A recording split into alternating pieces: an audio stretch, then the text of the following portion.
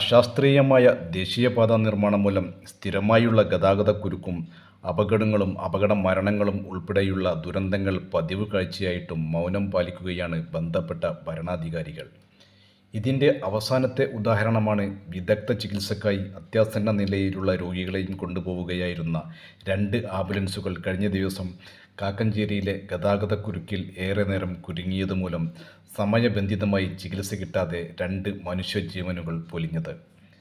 കാക്കഞ്ചേരി മുതൽ സ്പിന്നിമിൽ വരെയുള്ള ഭാഗത്ത് സർവീസ് റോഡ് നിർമ്മാണം സമയബന്ധിതമായി പൂർത്തീകരിക്കാത്തത് കാരണവും ഇവിടത്തെ ട്രാഫിക് സംവിധാനത്തിലെ അപാകത കാരണവും ദിവസങ്ങളോളമായി ഈ ഭാഗത്തെത്തുന്ന വാഹനങ്ങൾ മണിക്കൂറുകളോളമാണ് ഗതാഗതക്കുരുക്കിൽ അകപ്പെടുന്നത്. എന്നാൽ ഇതിന് പരിഹാരം കാണാൻ ബന്ധപ്പെട്ട ഭരണകർത്താക്കൾ തയ്യാറാകാത്തത് കാരണമാണ് ഇത്തരത്തിലൊരു ദുരന്തത്തിന് നാട് സാക്ഷ്യം വഹിക്കേണ്ടി വന്നത്. ശനിയാഴ്ച രാത്രി 7:30ഓടെയാണ് 2 ആംബുലൻസുകൾ കാക്കഞ്ചേരിയിലെ ഗതാഗതക്കുരുക്കിൽ അകപ്പെട്ടത്.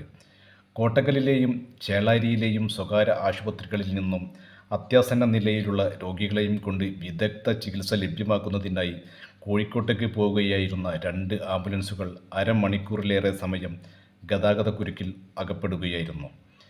കോട്ടക്കൽ എഡ്രിക്കോട് കോളേജ് പടിയിൽ കളത്തിങ്ങൽ തൊടിക സുലൈഖ, വള്ളിക്കുന്ന് കോട്ടശ്ശേരി സജിൻ കുമാർ എന്നിവരാണ് ബന്ധപ്പെട്ട ഭരണാധികാരികളുടെയും ഉദ്യോഗസ്ഥരുടെയും പിടിപ്പുകേട് കാരണം സമയബന്ധിതമായി ചികിത്സ കിട്ടാതെ മരണത്തിന് കീഴടങ്ങിയത്.